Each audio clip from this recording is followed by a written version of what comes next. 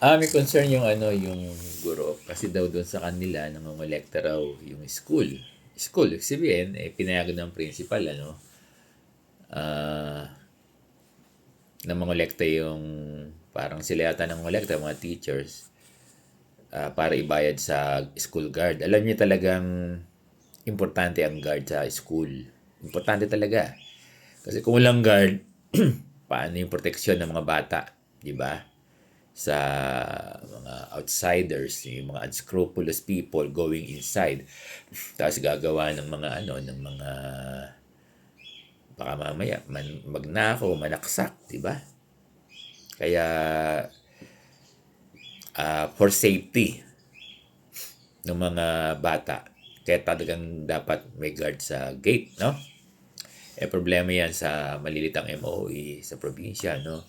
Pero kami dito sa Division of Caloocan, sa Caloocan wala kaming problema dahil madami kaming mga JO, meron pa kaming Blue Guard.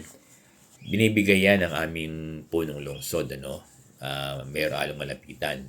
At alam ko dito sa Metro Manila walang problema sa guard dahil tumutulong yung mga local government, no? Sila nagpo-provide ng mga school guards. Sa province, siguro maunawaan natin dahil baka hindi kaya ng LGU nila, kaya wala silang mga guard, no? Oo, ganun, naintindihan natin. So, nandun na tayo talagang kailangan, hindi po pwedeng walang guard. Kahit man lang sa araw, no, during class hour, hindi po pwedeng walang guard. Oo, kasi kung wala din kayong guard, lalo sa gabi, nanakawan kayo. Sa araw naman, kung may klase, paano yung mga yung sinasabi natin, kung merong pumasok na outsider ng gulo, di ba? Yun ang mahirap eh. Kaya hindi safe ang school pag walang guard talaga. Ngayon, Sir Bong, pwede bang mangolekta sa mga parents pambayad ng guard? Yun lang. Hindi pwede kasi may no collection policy. Napakahirap niyan. Napakahirap mag-take ng risk, no? Pwede dyan kung merong mayaman na parent magbo-volunteer. Siya na magbabayad siguro, no? Basta huwag lang maniningil, mahirap eh.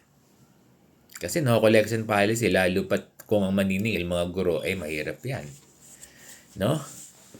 Sir, Bong, paano namin masusolusyonan yung ganitong problema? I-refer nyo sa mayor nyo.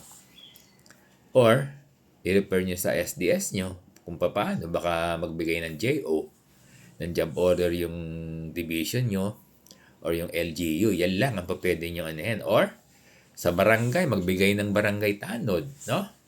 Mga tanod magbantay. Pero kasi maganda yung purpose ng intention ng principal ng school maprotektahan yung mga bata. Kaya lang ang problem, yung no collection policy. Lalo pat kung ang tatanggap ng bayad, yung mga teachers, mahirap yun.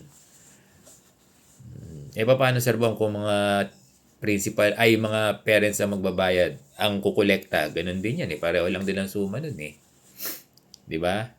Lalabas yan, pinayagan, may knowledge yung school. So, ganun din yun. Di ba? Hindi lang po pwedeng walang knowledge yung school. Yun ang mahirap, kahit parents ang mangolekta. Tapos yung mga parents nandun sa loob, ganun din ang suma total.